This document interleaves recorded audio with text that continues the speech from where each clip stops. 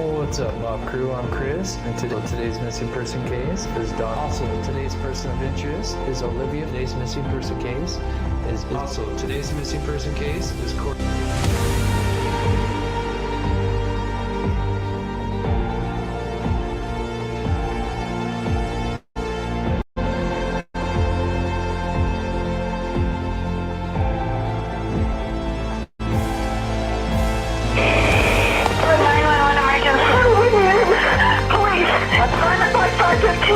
What's going on there, man? We have a kidnapping. Hurry, please, Wayne.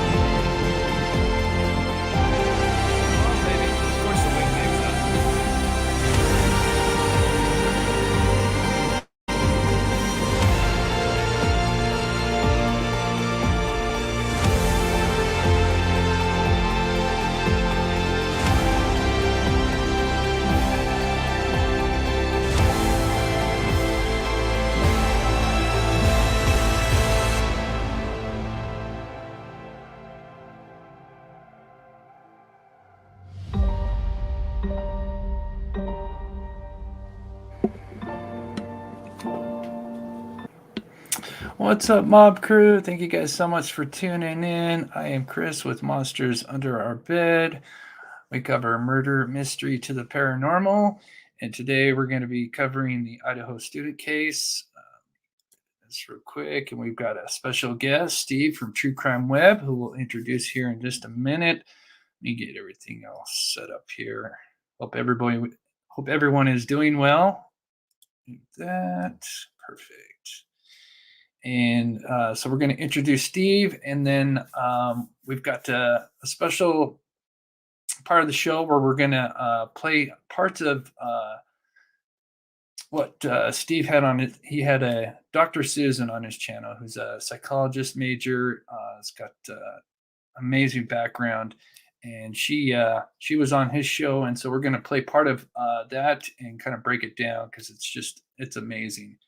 So we're going to do that for the first part of the show, and then we'll kind of talk about the evidence, and then touch on a couple other things. And then at the end of the show, if we get some time, maybe we can kind of talk about the future of our two channels and what we got planned on in the very near future. Super excited. So thank you guys so much for tuning in. Before we get started, we always like to get back by featuring the missing. So go ahead and pull up this one. Make sure you guys can see it. So today's missing, we have Nia Sandra Rosh. She went missing on December 28th. She's just 25 years old, missing out of Pittsburgh, Pennsylvania. She is 5'10", 120 pounds. In the notes, it says she was last seen at a bus stop located on Frankstown and Duff Road near the McDonald's. She was wearing a black coat with fur on the hood, gray sweatpants, and tie-up light brown Uggs. The circumstances of the disappearance. According to Nia's mother, she planned to take the bus 77 transit to an unknown location and hasn't been seen or heard from since. Nia has epilepsy, and she is in need of her medication. So if there is anybody out there that has any tips, please call 412-342-1167. And go ahead and feature one more. This is Brandon Hazel. He's been missing since November 15th of 2021, a couple of years now.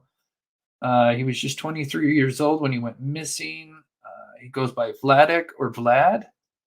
He was last seen by his father at the residence near their, Alfea Trail and McKay Boulevard. If you have any information, please call 407-254-7000, or you can call 1-855-930-3994. That's Bryan Vladek Hazel, missing out of Orlando, Florida. All right. Okay. Let's go ahead and introduce our special co-host for today. If I can get my mouse to work here. There we go. Hey, Steve. How you doing, buddy? I'm doing great, sir. And you? Awesome. As always, humbled and honored to have you on the show. give you want to, for those that might be new to the channel, give your talk about your background? Sure. I'm a retired law enforcement officer, 20-year career. During my career, I had all different types of training. Started off working in the jail, worked road, went into investigations, became a state certified crime scene technician, and I've investigated everything from minor crimes and all the way up to homicides. It's amazing. It's amazing. So I wish I could shout everybody out. Hello, Grandma Nini. Grandma Nini, we did a giveaway not too long ago. She won along with Bonnie. We do try to give back as much as we can on this channel, and down the road we'll do another giveaway, and love to give back. Oh, Bonnie's in here. There we go. Bonnie, I got your order sent out as well. I'll get you the shipping details when I can. Okay, just get caught up on the comments here. All set. So yeah, so you had a show a couple nights ago. You had a special guest, Dr. Susan. Can you just give a little bit of, I know she's a psychologist. What else do you know about her background? It's extensive. It's She had a whole extensive, career. okay. she had a whole career. She dedicated her life to that understanding and wanting to assist and help others. And I met her through my channel, and she's been on a couple of my shows, and absolutely amazing. I've had her look at some other aspects of different cases that I've currently worked on, and absolutely. She wishes to assist in any way she can in helping others. That's awesome. Yeah, and she has like I said, a great background. And she has a vast understanding of people and their behavioral patterns. That's amazing. So yeah, we got a 10-minute. She was on your show for about an hour and a half, approximately. I've got just a 10-minute clip we're going to break down. It's got some amazing insights to what relates to Bryan Kohberger. And let me just quickly grab this. And Denali, thank you so much for the $5 super sticker. I love the picture, the Dragon Queen. I love Game of Thrones. Huge fan.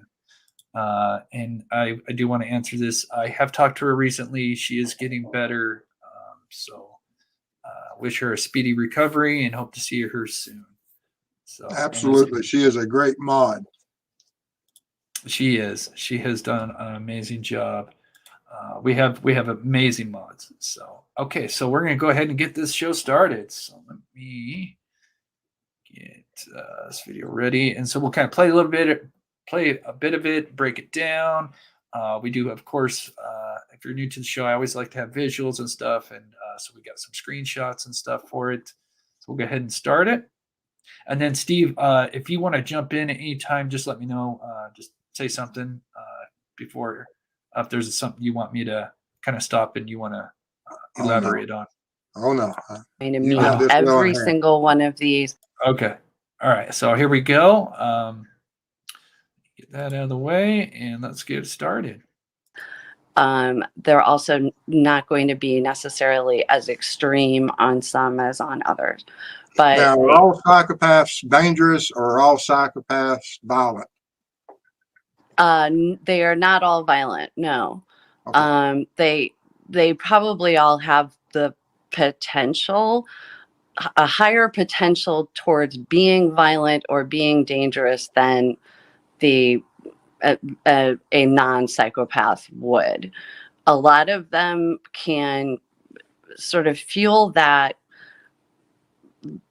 problem into something that is successful. You see a lot of CEOs that are psychopaths, some high-level professionals that are psychopaths. So no, they certainly don't all become murderers. But they certainly are not pleasant people to be around or work for. So all right. Now we're going to be talking this traits of a psychopath. Would some of these traits help him in completing his education, or would they stand in the way of? I think a combination of both. I think one of the I think actually being prone to boredom would be helpful because that's going to keep him busy a lot. And if he's an intelligent person, he's going to want to seek out things that are stimulating for his intelligence. He probably enjoys learning. You don't do that much school without having an enjoyment of learning. So he may be able to be sort of constantly active and very motivated. And the another thing that could help him, the lying, deception, manipulation, could take him a long way in sort of schmoozing through different problems that he may encounter, through presenting a false front. They're very good at reflecting back what the person in front of them wants to see. So I think what Okay, so that's the first section, and that kind of reminds me. I think she said that BTK was like that because obviously he just could stop, and then he would reflect, be the dad, and just then. Yeah, what else would you take away from that segment there? Well, as like I said, there's far more psychopaths in this world than most people realize. Sure. But of that percentage of people that are psychopaths, a very small amount of those are violent and act out in such a fashion. And if the offender, if Bryan is the offender right now, of course, he's only been charged, he hasn't been convicted of. But Sure. if he is that type of individual and they have the probable cause and they've charged him with it, that how many of these traits does he have? And because he will be analyzed, and people are already going back and looking at him in his youth, and they're trying to make comparisons of exactly where he was at on these list of traits. Yeah. KB says that does not sound like Bryan. I mean, of course, these are traits of a psychopath. So there's some that may relate to him and some that may not. Dr. Susan said that it could be just a few, or not all of them will have every one of these. Yeah. And they're just certain traits. Right. Yep. Okay. So I broke it down. I think I got 4 sections. So that was the first section. So we're going to play the second section. The things that are going to have someone focus on a victim in order to want to harm them and kill them in a period would be that lack of remorse or guilt, lack of empathy, no sense of morality. There is no right and wrong in their world. It's only what they want. They don't experience sadness. They don't experience guilt. They don't experience remorse for anything that they've done. So, and they have a very, very high threshold for, they need a lot of stimulus in order to feel anything. So something that would give the average person some excitement to go on an amusement park ride could be very boring to him. But so I don't know if you asked her this. Thank you, Nathaniel C, for becoming a member and supporting this channel. That's awesome. But I wonder if this relates to his H addiction. He was suffering I don't from an know. H addiction. You didn't get to ask her that? No, that was I one of the didn't, first things that popped. Oh, I'm sorry. That was the first thing that popped up you're in my right. mind. No, I didn't speak about any type of medications or any other types of drugs he might have abused. I did not get into that. Yeah, that's interesting.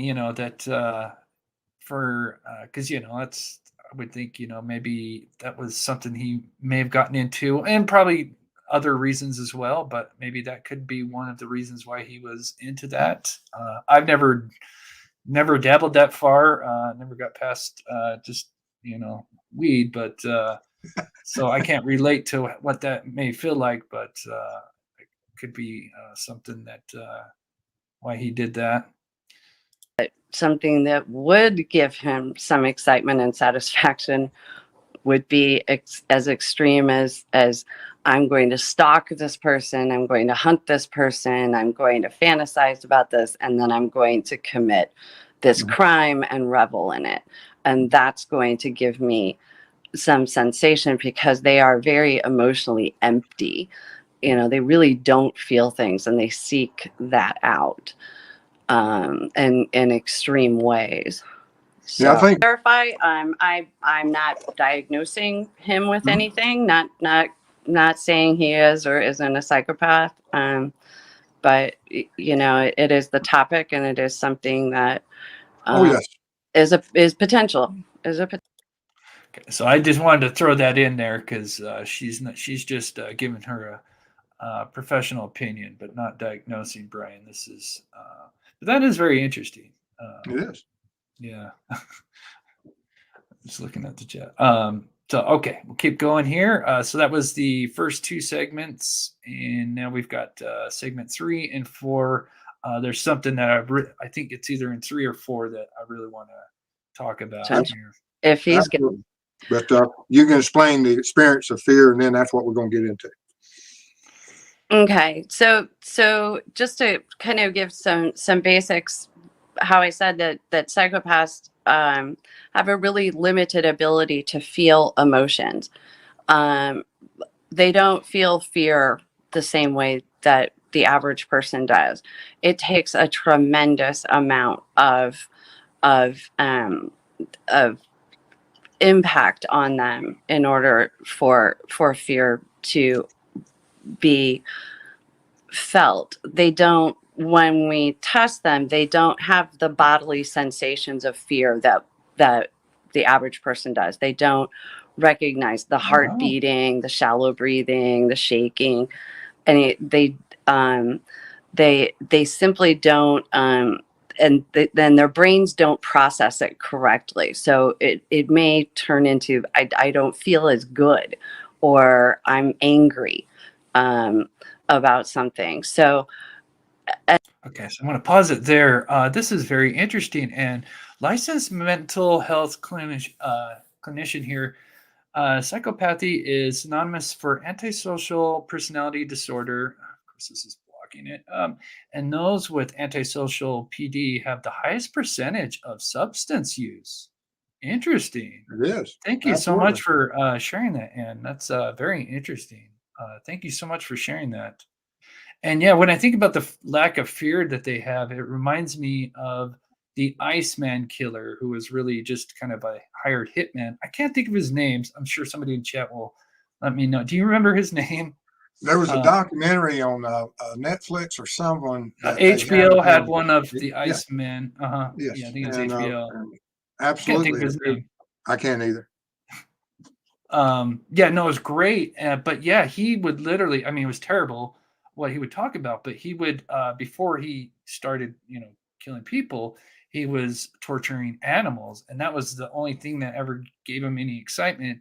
But, the fear, he never, they said, when he was in these certain situations, he never felt fear. He doesn't know what really fear is. He doesn't have that like we do.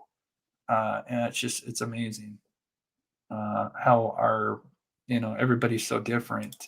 YouTube Grandma, thanks for the professional education as always. Thank you so much, YouTube Grandma, for the $10 and supporting the channel. Let me get one more and then we'll keep going. Level Headed, thank you so much for becoming a member and supporting the channel. Thank you so much. Hello, Okay. Level Headed. Good to see you, bud. All right, so we'll keep playing here. And they may look at any sort of hint of fear as being kind of a slight at them. They're not good enough. Something's wrong with them, and that's taken from how both Bundy and Rader explained what fear felt like to them, and that narcissism that goes along with that loss of self-esteem, self-worth, and social status, how people view them is very, very very primary. That's something to save face for them is very important. Now, do they feel, or do they have the same adrenaline rushes at certain points? If you don't, because fear is one of the things that can cause an adrenaline dump. I mean, absolutely, just you have that adrenaline rush. Without that fear, do they still experience those adrenaline rushes? That's a good question. I think they do. See, I got a good question in there. It is a very good question. I'm thinking into some of the brain structural abnormalities and how those function, but it they do experience a rush, and it is to a much, like I said, to a much higher. It has to be to a much higher level of essentially danger than the average person would. So, you would see this person doing people doing extreme sports. I'm not saying people who do extreme sports are psychopaths, but they need to jump off a cliff with a hang glider or something in order to feel an adrenaline rush versus flying a kite. So, I mean, that's all just so amazing to hear and learn. Yeah. And when you apply this to, I went through my mind of how much risk that the offender that took and committed this crime at 4 a.m.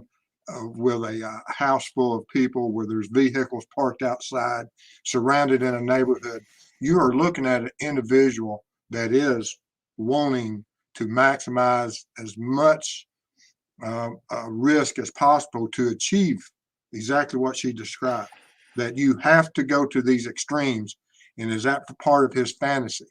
And from the law enforcement perspective, it told me that yes, regardless if he is the offender or not, it's going to be this type of personality that would take that risk, that would drive by that house, see all the vehicles parked out front, right? He'll go behind, park, enter into a house that he knew was occupied by multiple people, and commit such a crime. It may have never been in the house before. I mean, we don't know. That still has not know. been established. The most that we know that I'm not even sure if it's concrete is they say, I mean, I have seen screenshots of his Instagram before it was taken down. It shows that he was at least following Kaylee that I know. And I think I've seen Kaylee and not Xana, but Maddie. But they say he was following all three. So, I mean, I would think there's got to be a connection. I mean, he went to that particular neighborhood, and it's not just like a house on the end of the street. I mean, this is like buried in there. Yeah. But no, going back to the, let me get this real quick. Bonnie, thank you so much for becoming a member and supporting the channel. But one of the things that in my last video, I broke down kind of another 5 things that seem to be popular videos that I do. And one of the things I found out is before he left to go allegedly do the murder, there was a hit and run. So there's the Steptoe Apartments, and then right across the street, we're talking yards away, is I can't think of that, but another apartment complex. There's a road in between the two apartment complex. There was a hit and run right there, and it happened at 11:30 p.m. So this would have been 3 hours before he left, approximately 3 to 4 hours. And since it was, like I said, it was a hit and run, this was a drunk driver, hit 2 people. Luckily, they survived, but it was really bad. And since it was a hit and run, it was kind of, investigation. They were out there until the next day. So they were out there, fire engines, probably this whole big scene right there, while he leaves, goes and does, allegedly, murders 4 victims, and comes back, and they're still out there, according to some witnesses, because they were out there, still processing everything. And yeah, just had no fear of, getting busted. That might be like I said, like she's talking about kind of heightened any kind of excitement or whatever. It's absolutely amazing just how these people are. Okay, we'll keep going. Anything else you want to add? Oh, no. Okay. I'm complete right now. Okay. All right. So we've done 3 sections. This is the fourth and last section here. Okay. It being known. I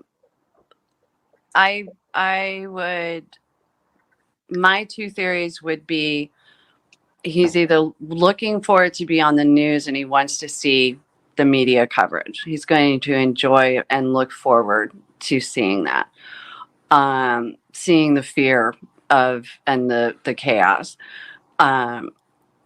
or he wants to drive by there and relive it. Just look at it, relive it, see what it looks like during the day, see what's going on. So around 2010, 2011, not verified, but so this is just sort of how people develop, normative people develop in their brains. And if you go to the next slide, we see something very, very different when we look at a psychopath. So with the improvement in technology, what we've been able to find is that people who would be termed as a psychopath have, if you have an MRI done, and an MRI will show you a very detailed picture of the structure of your brain, and some other different types of imaging will show different things. Their brains are very structurally different. They are lacking density of matter up in where you make good decisions. Okay, so I'm going to pause it real quick, and I just want to pull this up. I think a lot of people have seen this. Let's see, can I get one that's bigger? Let's see. Let me go to images. That's crazy. Okay, yeah, here we go. This is what I wanted to pull up. Let me screenshot it. But yeah, there's that. I'll take a screenshot so we can zoom in. But on the left, we've got a normal brain, and then on the right, a psychopath's brain. And it's amazing how different they are in the front there. And so that's what she's kind of referring to. So anyway, we'll go back to where you have a conscience and a sense of morality. The areas where you feel emotion are also very structurally different, and the way that the brain sort of communicates and interprets information is impaired in that. So you see that you can see it in young children. And this is not something there's any treatment for, there's any cure for, there's any psychotherapy, any medication. It is what it is at this point in time. So it is a way to tell at this point. Again, that doesn't mean they're going to harm all you. psychopaths are Right. All right. Okay, so that was just a little segment taken from Steve's show the other day. It was not your last show, but I think 2 shows ago, correct? Something like that. 2 or 3 shows ago. Yes. Easy to I think find. it was the Saturday night show, whatever Saturday night was. Okay. I'll definitely find the link at the end of the show, and I'll put it in there. I mean, I have a link to your channel, but if anyone wants to check out that whole video, it's amazing. I listened to it, and it just, not everything relates. I mean, she's just kind of breaking down, psychopath traits, and what some of them kind of relate to what she's seen on, in Bryan. Obviously we don't have much on his childhood, but this just kind of goes off his recent behavior, and it's very fascinating. And hopefully one day, maybe we'll have her on this show as well. But it was really cool to learn some of that stuff. But yeah, I think that's the front part of the brain. I believe that's what she said, frontal lobe. Yeah. Let me let's see. So we get that. Let me remove that.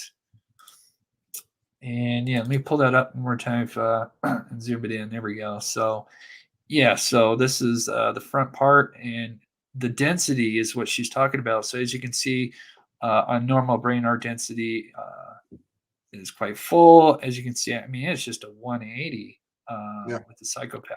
A lot of stuff just not there that may align with. I mean, I don't want to guess because I certainly don't know anything about that. Well, I don't either. Yeah, but it's fascinating.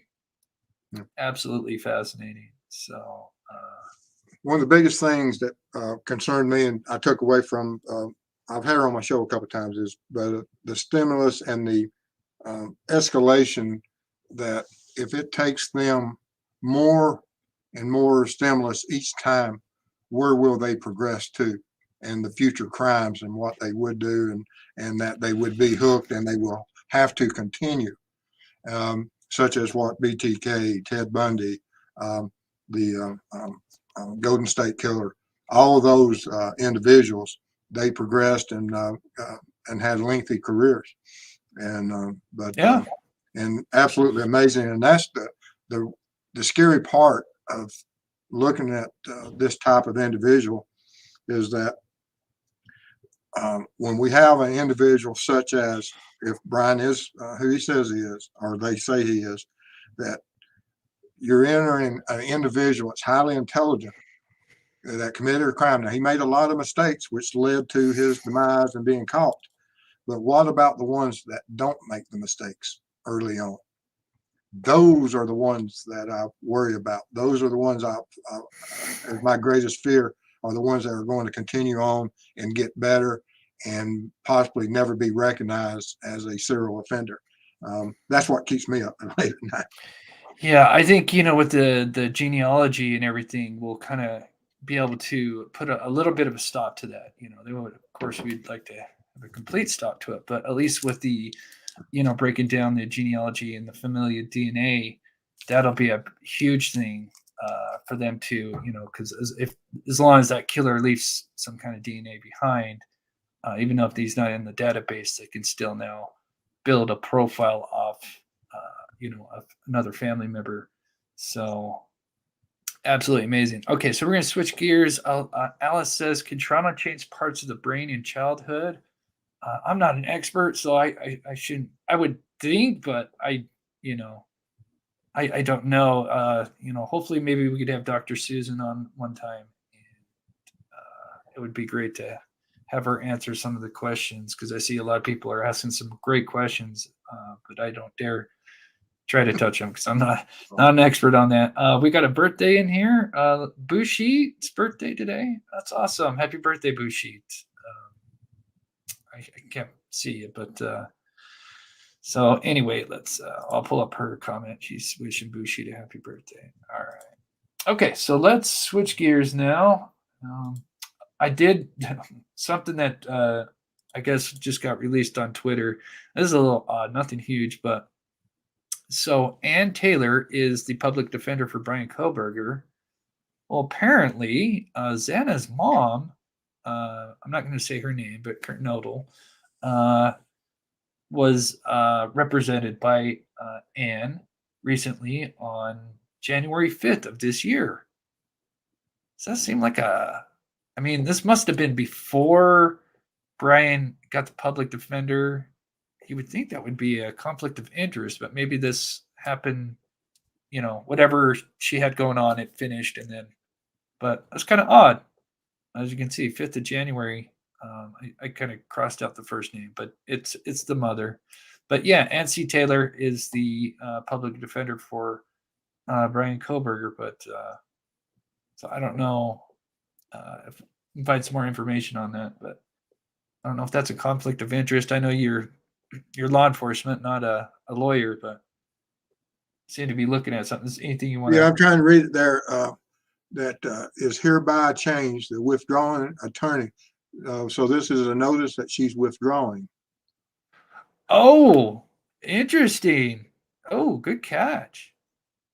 And the new attorney of record Is- is Christopher Schwartz. My eyes are old, and you're zooming in and out, but I finally got it. My fault. My fault. I was just going off what the headline was, and I didn't even actually get it. I mean, I literally just screenshotted this just before we started the show, so I didn't get a But chance now to look this at is this. withdrawing from her case, but not Right, from Kohberger's. This from is Kohberger. okay. Okay, so there won't be a conflict of interest then. Yeah. Okay, interesting. So It I is just saw that. interesting that even that, but from a small community of people living in the area, I could see where that would happen. And I'm sure it's happened on a lot of occasions that certain people may have relationships with attorneys. Okay. So our next part of the show is we're going to talk about because I talked about it with just in my live show, but I didn't have you here, and we were talking about it, and of course I think got sick or something, and I couldn't have you on the show. Anyway, so our next segments we're going to talk about acceleration marks, the evidence. I want to talk about what they found on his bedding, the blood stains versus what they would find if he left stains on his bedding. Would that mean that he would find them in his car? So car cleaning, and then we'll finish with our big future plans. Just a little kind of insight what's coming up with our channels. Before we get to that, I'm just going to quickly plug my Liquid IV real quick. It's just a 1-minute ad real quick. I'm going to play that real quick. How would you like to feel better about what you put into your body? This all-new product called Liquid IV is taking hydration to the next level. Liquid IV's Hydration Multiplier is a great tasting daily electrolyte drink mix that utilizes the breakthrough science of cellular transport technology to deliver hydration to your bloodstream faster and more efficiently than water alone. Just add the non-GMO electrolyte powder to your water and let CTT do the rest. It comes in tons of different flavors like strawberry, grape, lemon, lime, and much more. Just add the powder to water and get the hydration your body deserves. They have powder for energy, hydration, and even one to help you sleep better. If you'd like to learn more or purchase some, go to this link down in the description of this video. And if you use the code TheMobCrew during your checkout, you can save up to 20% on your next order. Hydrate now with Liquid IV. Thank you. What's amazing, up, Mob Crew? Amazing product, and they're always doing amazing sales. So sometimes it's 20% off, sometimes it could be up to like 30% off, or you can do kind of multiple codes and stuff. Amazing product. They've got stuff for just your regular immune system, energy, if you're feeling sick, and then for sleep. It's amazing. Okay, so now let's get over to the acceleration marks. Oh, I did want to get one question in here. Rebecca says, when I was 45, I had a brain MRI that showed part of my front brain is missing. Oh, wow. Doctor said child abuse before my brain fully developed as a baby. Abusive parents. I am so sorry to hear that, Rebecca. Yeah, that's terrible. Yeah, it's amazing, the brain. So, okay, let's get into the acceleration marks real quick. And so, skip it forward here. I think I got it right here. So, the acceleration marks that they found is kind of where my car is sitting at right here.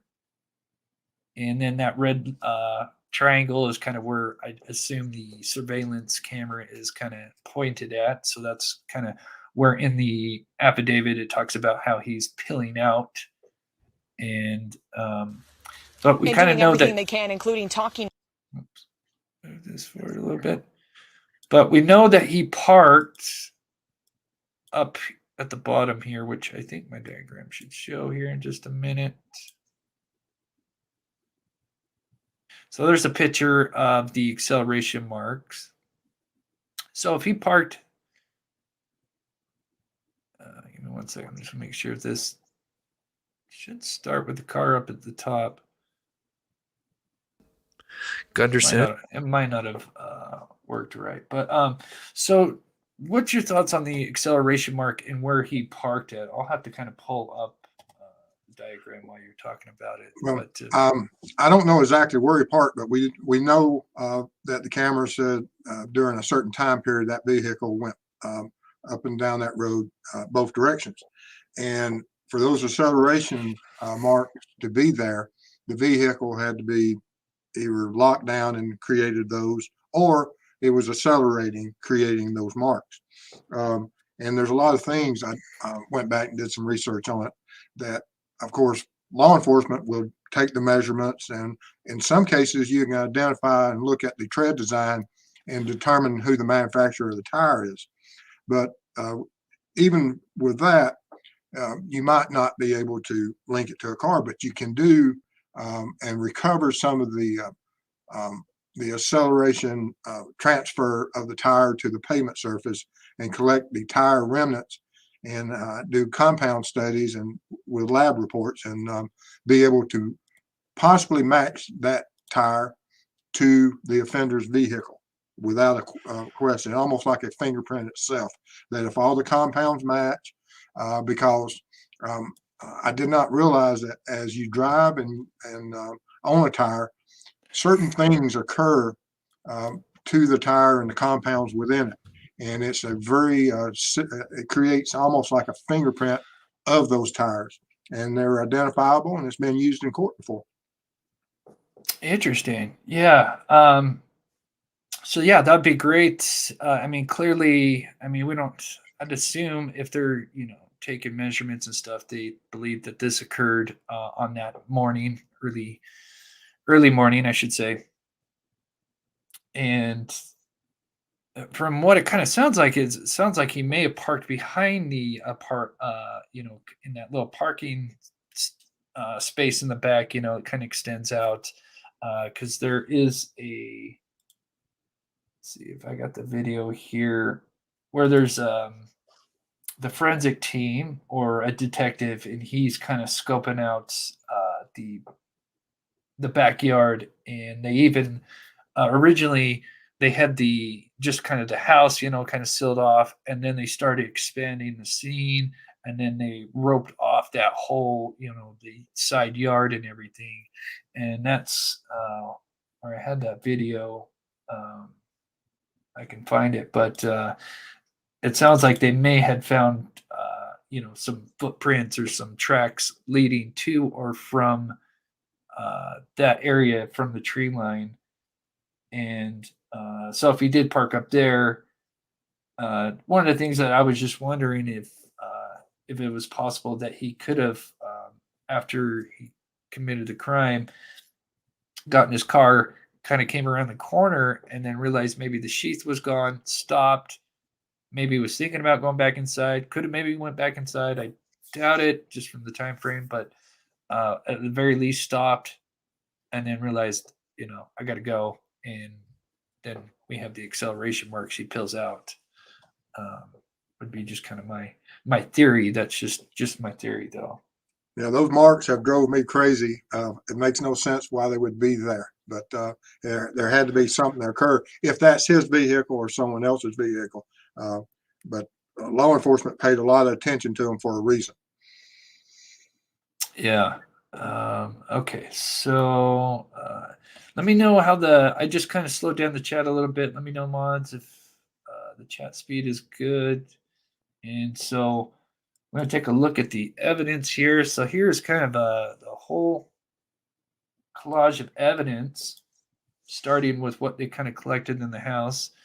Now, with the PC affidavit, we know that they had a sheath would eventually lead with some DNA that, and we were talking before the show with that snap. You said that the metal part of that snap could versus the leather, the metal could retain more DNA.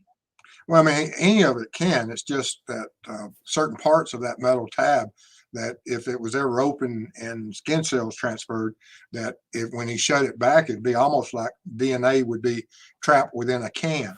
Oh, right. And Right. so it's not going to get lost. The skin cells or whatever touch DNA is secured and locked within inside the tab. And I'm not saying that's where they found it, but they Right. could probably got transfer off the leather too, or right there along the sharp metal edges, because these tabs, they are press fitted in there, and that would be most likely where some of the skin cells or touch DNA would be located. Right. And then the other one is the Vans diamond shoe print, which I feel like that's, he is 6 feet tall. I'm 6'3". I have a size 12 foot, size 12 shoe size, or size 13, excuse me, size 13. Sometimes I wear 12, but usually I have to wear 13. But so hopefully they'll have a bigger shoe print. I did a kind of a video showing that there seems to be a few people that may have been in the house where Vans are popular. So I wonder if that could be kind of more of a 50-50 on, where the defense, his attorneys could argue that it could have came from somebody else walking through that. But with the probable cause affidavit, not the search warrant, but just the probable cause affidavit, they always are not going to give everything that they have, correct? Oh no, it's not necessary. They put more than enough probable cause, and it doesn't always have to be written. It can be a testimony also, that if there's certain parts of the probable cause that the judge just simply looks at the officer and asks, "What do you mean by this?" And you can give supporting probable cause even in that manner.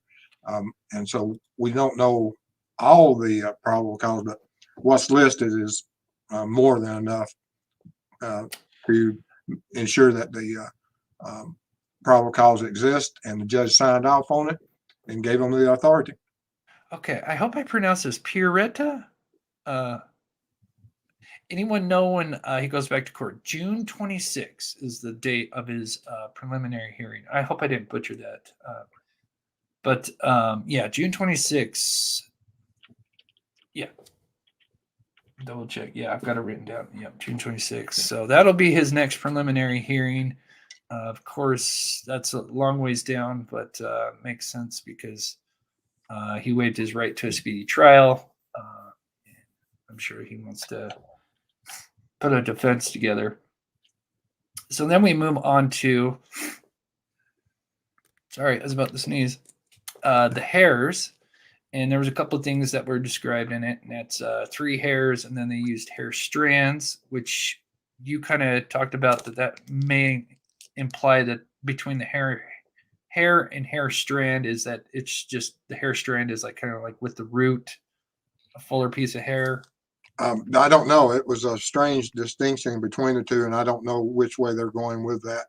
But hopefully some of those will contain the root bulb, whereas they can do that nuclear DNA. Okay. And then, so 3 hairs and 9 hair strands. We had the 8 with the clump, and then 1 other possible hair strand, and then 1 pet hair, which, boy, if that is from the dog, that would be critical. That would be kind of like their smoking gun right there. If that is Murphy's hair. Very possible. But what do you think overall? And then we'll talk about the blood stains versus the car, because I think there's kind of something I want to translate over to the car. But with the others, with the receipts, which was probably with clothing, and then we have the tower, which, and then the fire stick, and then the 1 nitro glove. Minus the bedding and everything. What do you think? I mean, just in the combination of the search warrant, do you feel, it was over a month, 2 months before, they were able to search his home. So, one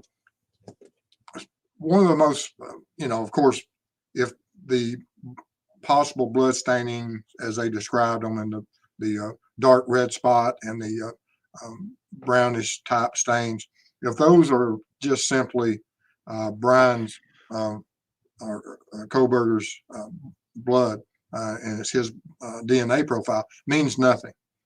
It's in his home, on his bed. mean absolutely nothing. Same if you find blood in his car. But the hope, or possibly what law enforcement be looking at, is that for him to be bleeding enough that it would stain bed clothing that much, did he sustain an injury somewhere? And if that injury was sustained at the crime scene where the 4 victims were, then that's where they'll find that DNA profile that will matter. But with the blood stains of the victims, would he have enough on him that would soak through once he arrived home to this? Is it possible? Yes, but I would think very unlikely. And then the vacuum filter, that's another thing that drives me absolutely crazy. They took it but didn't take the vacuum. And oh yeah, because there's always stuff that gets stuck, and then you got the roller that's yes, got I mean, content. anyone turn over your vacuum and look at it, see how many hair and fibers wrapped around those rollers, and that just drives me crazy. That this is all the hairs they found, and if they looked at those rollers, if that's the case, that's Oh a brand yeah, new vacuum. yeah. Oh yeah. Anybody, I'm sure, I'm sure everybody here knows with the rollers. That's why I like the kind of vacuums that he has. It's the cheap Walmart ones, the Bissell's. They're so easy to take apart. Whereas some of these more expensive ones, they have like the tamper-proof screws. They're a pain in the butt to unscrew, and they're so much harder to take apart. That's why I like these like $40-$60 Bissell's. They're so easy to take apart and clean. Yeah. And to me, even though they don't have that great suction power that your $200-$300 one has, eventually that $200 to $300 ones or more, they get clogged up, and then you can't really take them apart unless you want to get called a professional, or if you got the proper tools to dismantle them. It's a pain in the butt, and then they don't suck as well. And anyway, I go on for days with that. So yeah, I love those vacuums. But yeah, that's so true. The hairs are all in the roller and stuff. And I had a question. Kelly D says, I think he ditched the evidence in the Snake River. I think there's a good possibility that there's maybe something in Snake River and somewhere in Johnson. And that would not surprise me. Chris is getting me to consider pistols. They're cheap and easy. That's how I look at it. And, Actually, I own that exact model. I had it in one of my that's show and funny. tells during my show. The exact canister, or I would assume it had the power force on the canister. That's funny. Okay, so what I wanted to translate to, so the possible bloodstains on the bedding versus what they have may find in the car. If they can find bloodstains, now we don't know obviously it's from the victims or him, but if they can find bloodstains that he left on his bedding and pillows, you think that means that there's a decent chance that there could be something that he wasn't able to clean out of his car. Well, if we go by what the surviving witness stated, that when he went past the room and was exiting the residence, and from the camera supporting that testimony, that he didn't take the time to clean up inside the residence. So he's going from the residence immediately to his vehicle without cleaning up and leaving the area immediately, which means there is a high probability of some type of blood transfer of the victims into his vehicle. Now, as the question is, was he able to clean and rid the car of all that DNA? I would think not, and I'm hoping not. And I believe law enforcement will be able to, once all the reports are back and everything, we'll know how well he cleaned. And the worst nightmare is that he prepped his vehicle prior to, shielded the seat and everything so he wouldn't have those transfers. But we just don't know yet. But I think they will find some of the victims' DNA profiles in the vehicle, or at least that's what I'm hoping. Yeah. I'm perfectly impervious. I'm looking to buy a new vacuum cleaner. Going to get a pistol. Thanks, Chris. Yeah, if you're just looking for something cheap and it's light, they're that's and they run forever. I mean, if you take care of them, they run forever. I've had tons of them. You can get them at any Walmart. Walmart's. So yep. I see a lot of people talking about the vacuum. That's Yeah. You're gonna get a sponsorship with Yeah, maybe. You know what's funny? Okay, I just got to say this because so when they talked about the Walmart receipt with the Dickies tag, and I did a show when we were talking about the Dickies clothing, and it's a good possibility he probably had the Dickies ski mask. After we did that show, all I got from ads was Dickies clothing. Every ad that popped, well, almost every other ad that popped up was Dickie clothing. So it's funny. So I'm just gonna go on a limb here and say I'm gonna probably have some kind of vacuum cleaner ads after this, guaranteed, guaranteed. Bissell was founded here in Grand Rapids, Michigan. Manufactured here until recent decades and now made in China. Oh, now it's made in China, of course. They should manufacture some stuff here in Grand Rapids, Michigan. Yeah, let's hope they get the industry back. Trying to go the cheap route. Yeah. Oh, that's a good question, actually. Phoebe says, what was the temperature in Pennsylvania when he was cleaning his car? If it was cold enough, I don't think he would be that thorough. Maybe. It's cold in Idaho, I'll tell you that. I think it would be Idaho's a little bit further. Well, Moscow's a little bit further north in the Pocono Mountains, but so. But I don't know. I would say about the same temperature, because that was going towards December, late December. Okay, so bloodstain, moving to the car. There was one more thing that we wanted to touch on, and find that real quick here. Let me get the chat all set up here. So many jobs moved to China. Yeah. So if you missed the first part, we definitely go replay that. We had Dr. Susan not on the show, but we played part of her assessment of psychopaths and some of the traits that may relate to Bryan Kohberger.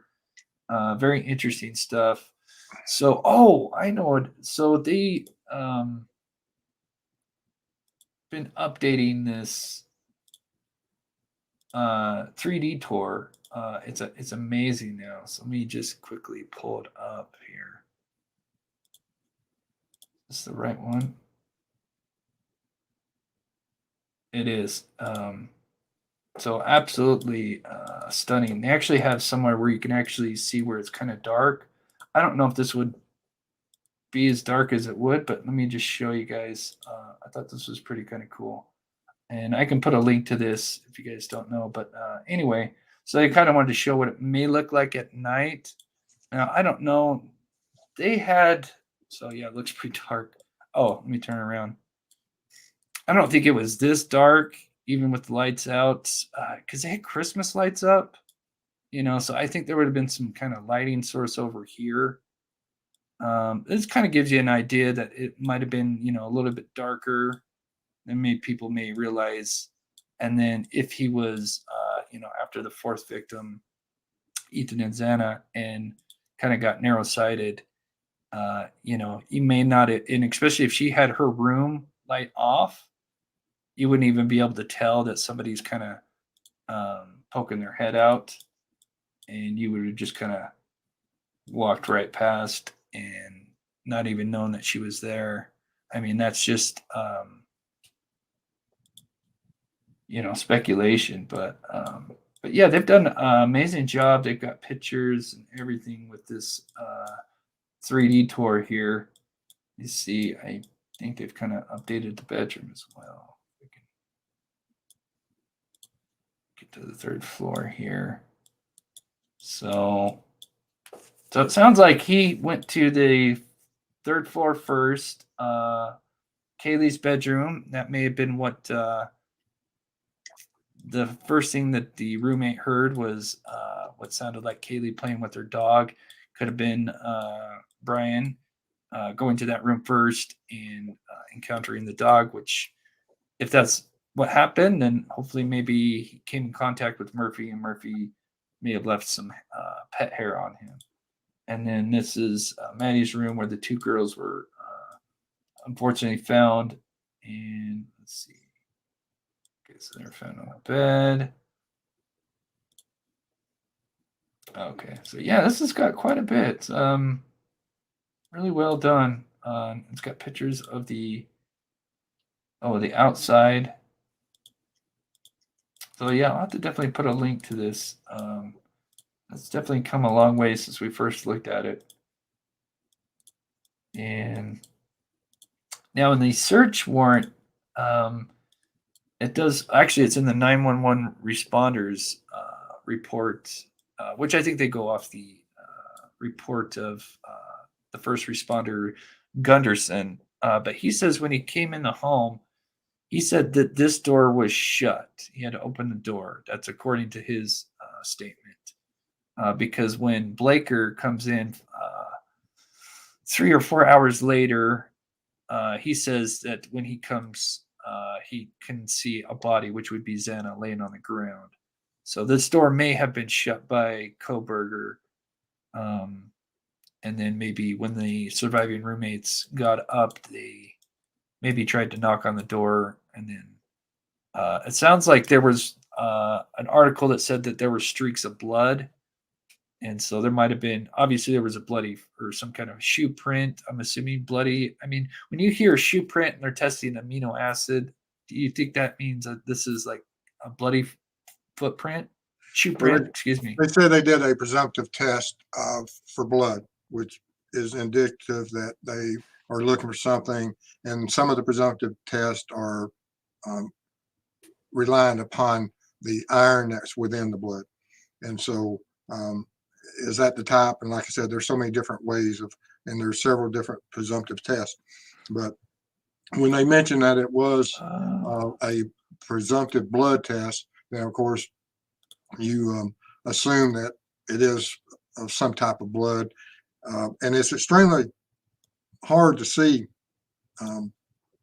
prints sometimes depending on what type of surface and at what stage and the distance and how faint they are, because the further you are from the source of the original contact with that, it just like it just gets dimmer and dimmer, or something can occur, a certain shift or impact that will create that transfer. And we don't know, but in court, we'll be able to see a great picture because they'll document it. They'll, of course, everything from how they tested to documenting, photographing, measuring, and collecting. All that information will be presented in court. Yeah, Chris Davis says, I thought Xana was over between the bed and wall. I don't know where the bed was actually located. I'm not sure. I just know that she was on the floor, and I think Ethan may have been on the bed. I'm not entirely sure, but I know Xana was clearly, that was in the report that Blaker had seen the body laying on the ground. Courtney Lane, exactly, that there was no streetlights or anything towards Snake River, if I remember correctly. Yeah, it's pretty desolate over in some of those areas, especially Johnson, Idaho. So we'll go for a little bit more, and then we'll don't go anywhere because we're going to be talking just a little bit about the future of this channel, just a little bit insight. Yeah, if you guys didn't see my video, let me see. Do we gonna? Is it this one? No, let me load it up real quick. This. Okay, it's this one here. Boom. What's up, Mob Crew? I'm Chris. Okay, let me get rid of this real quick. I'm not gonna play the whole thing. That was just kind of I've been doing some top 5 things. This is what I was talking about. So this is where the Steptoe apartments are, and then the Grove Apartments, which is just right across the street here. And so at 11:30, there was a hit and run right there. As a matter of fact, one of the neighbors that are of Kohberger said that I guess their building kind of faces towards that direction. One side of the building faces that direction, and so they could see the all the ambulances and police and law enforcement out there. And so they were out there at sometime after 11:30 and all the way to early morning after Kohberger apparently came back. So Oh, Miss Dandy Linus, let me get this real quick and then touch on one more thing. I don't know if I can get to it. Thank you so much, Dandy. Much love to everyone. We survived Christmas. Yeah. I don't know why I can't find it.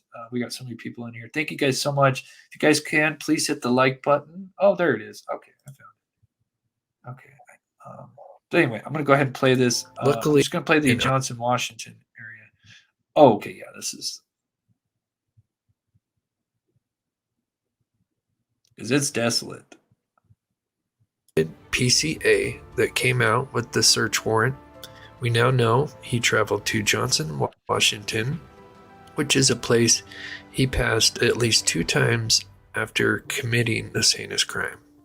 His last phone pings at 5:36 p.m. and turns off. He did not lose signal. As we see here, a reporter visited this town. She said she had no problem with her service, and there's also a cell tower in Johnson. But what's interesting, on November 13th, the sun sets at approximately 4:18 p.m. I think that might be 518 because of where I meant to change that. I'm not sure if it's 418 or 518 just because it's telling me the time it would be at my location. I don't know. It might be 418. That seems kind of early. Or maybe that's like when the sun's starting to set. Maybe it's not dark until like 5. But still, by the time he's out there at 5:20, whatever, it's dark, in November 13th. So this place has no gas station, no stores. We're talking about Johnson, Washington. About to say Idaho. So that means Kohberger shuts off his phone in the dark in a town with no stores for approximately 3 hours. Speculation would suggest he was trying to get rid of evidence. Over a decade ago, 2 students took the life of another student in Idaho. So that was Brian and Tori. These were known as the Scream Killers. They were one of them was, well, I guess they were both, but one of them was a huge horror fan. And but yeah, they're kind of references to Scream Killer. But unfortunately, they took Stoddard's life.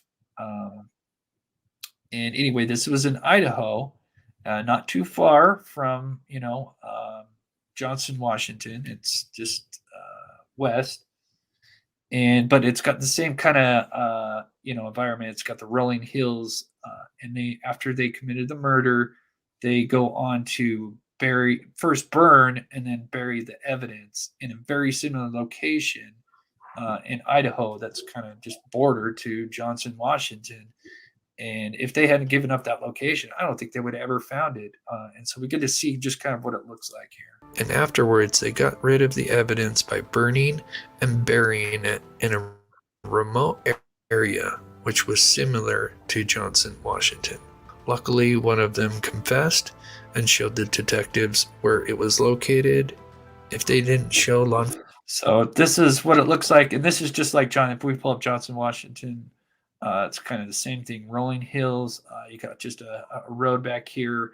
And they just kind of, went off on one road. I don't know if it was directly in Pocatello, Idaho, or just somewhere off of Pocatello, Idaho, but just went into a kind of a rural area and looks like 50 to 100 feet off the road, and then first burnt and then buried the evidence, which luckily they were able to get them to confess. They were able to find the spot, and that they were able to actually retrieve that tape, which actually plays them plotting out the murder. And then after the murder, they were, basically admitting to what they had just done. Very huge for, being able to enforcement put where them it behind was, bars. they may have never found those crucial pieces of evidence located in such a rural area. Number 3, Van Schue's popularity. So I just wanted to show that about the Johnson, Washington, because that is quite a rural area. I know I've asked you this before, but with him, the first time he shut off his phone, he did something, bad. We have a second time he goes to shut off his phone in one day, at 536. What would you make of that, Steve? There's a reason for it. And they'll be able to differentiate between his other travels. If he has a history of always turning his phones off while he travels, that's one thing. But if he doesn't, and the only times that while he's traveling he disconnects um, uh, or loses signal is on these 2 dates or this 1 date, and during these specific times, then of course the prosecution will make that a point to be heard in court.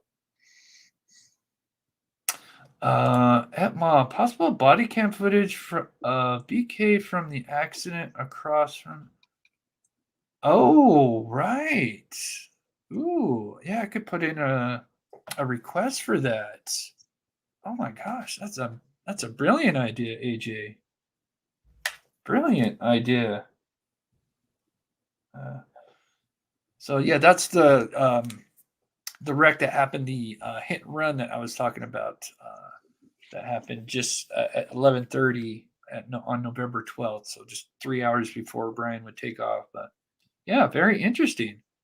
Gosh, I wonder if that would have any kind of maybe his movements. I mean, I don't know if they'd be recording the whole time, but who knows? It could be possible. Definitely have to look into that. That's amazing. Thank you so much, AJ, for sharing that. So anyway, we're kind of getting towards the end of the show. Recap: we had played a little bit of the Dr. Susan interview. If you want to check that out, go subscribe over to Steve. My co-host for today. He is Steve from True Crime Web. Amazing guy. We're going to be working together. Please show him some love and go over to his channel and subscribe. And so before we go, we're kind of making some plans. Do you want to kind of share some of the things that we're going to be doing? Well, when I created my channel, I created it from the standpoint that I wanted to become an ambassador for law enforcement and be able to share what I learned in my career with the true crime world, and so that they could see how law enforcement looks at certain things from perspective. And and I've only been around now, I think, about 8 months creating content. But I found out, and as soon as I started putting content out there, I was contacted by some families that wanted me to look at some cold cases. And so I started and branched out, and I've been assisting families and working on some of their lost loved ones on cold cases from my oldest case is 40 years old. And then, of course, watching YouTube and seeing things, and I watched Chris' involvement with the Dylan Rounds case and him putting efforts he did in that. And I admired that. And since then, we've worked together, and we've decided that through his search and rescue and missing persons work and my cold case, that we're going to unite on certain cases and create some content along those areas where we can, and progress. Yeah, I'm super stoked. So yeah, so we'll have some things coming up maybe mid-spring to late spring, and we're going to be actually going out there and kind of doing our kind of like an AWP. I hate to even mention that channel, but it's about the closest, but on a much better scale without the stuff going on with that. But anyway, yeah, so we're going to be working on some cold cases, and we're getting equipment and some handlers, and it's a slow process, but baby steps. But come mid-spring, we're going to start on some of our first cases, and so you guys get this, come with us, and we'll be filming it, and it's going to be amazing. So I can't wait. It's a huge project, and it's going to take some time as we grow and as we obtain equipment, and of course we created a foundation for this and everything, but we'll be getting into that as we progress. And so that, because it is such a huge task, and it's an important thing that we do try to assist. From my, law enforcement career, I went into it to always try to help society become better. And then I retired, and now I have this opportunity once again to try to fill those shoes and have an impact. And I look forward to working with Chris, and I believe we will have a great impact. Yeah, that's going to be awesome. Johnson, thank you so much for the $2 of support in this channel. Yeah, donations really help.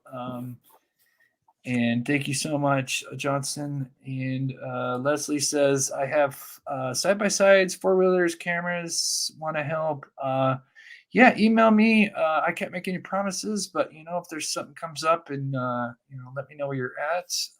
And if we could use your help, no promises, but yes, I really appreciate that. And yeah, we're super stoked. I couldn't ever imagine this channel going in that kind of direction.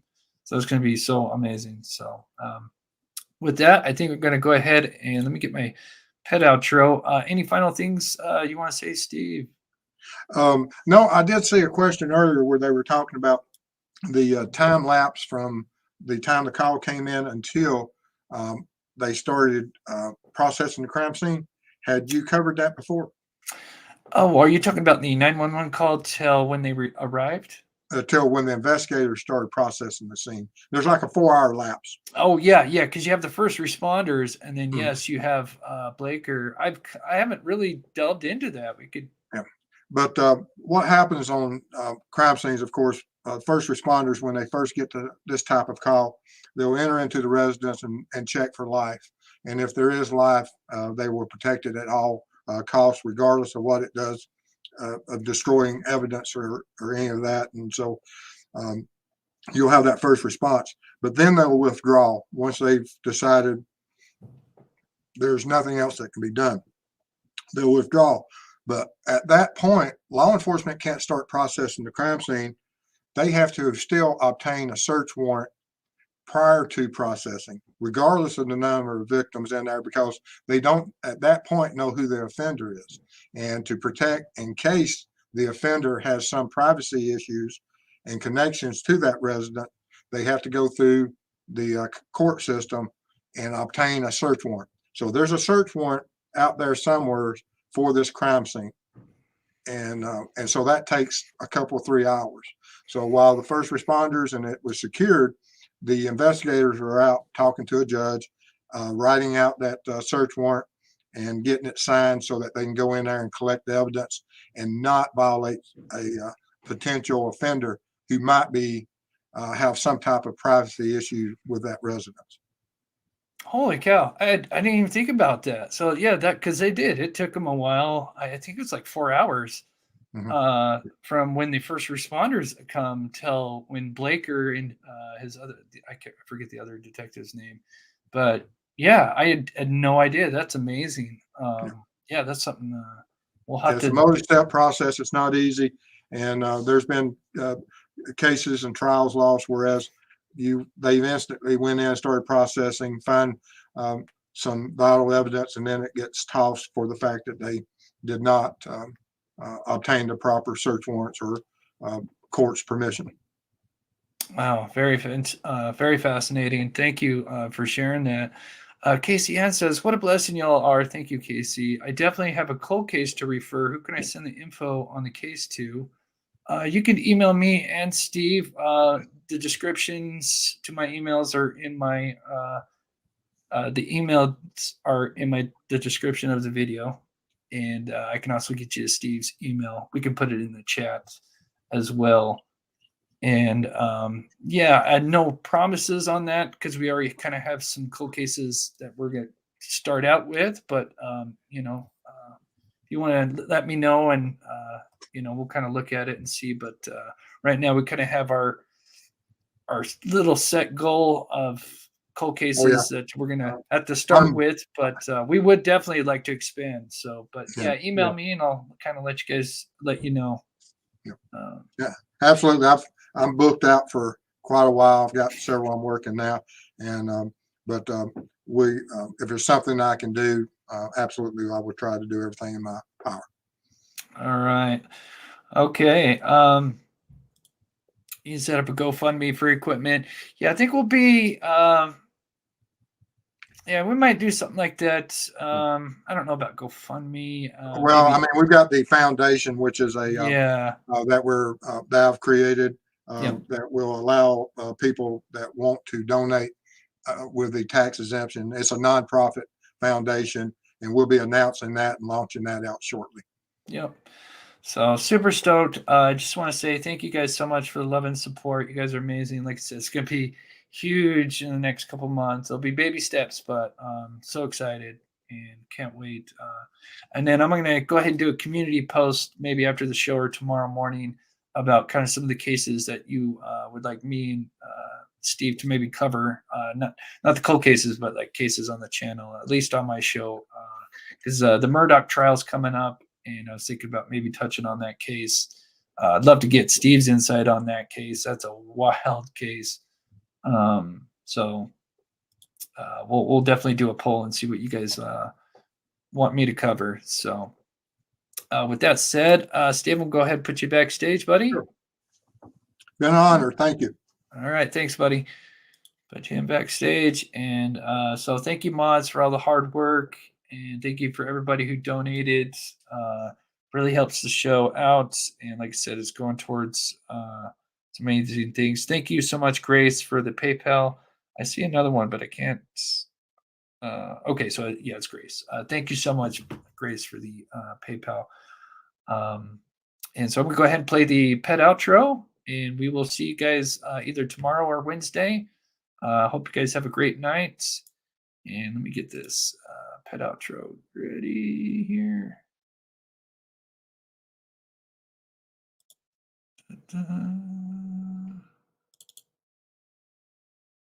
And there we go. Okay. We'll see you guys real soon. Have a good night. Thank you so much.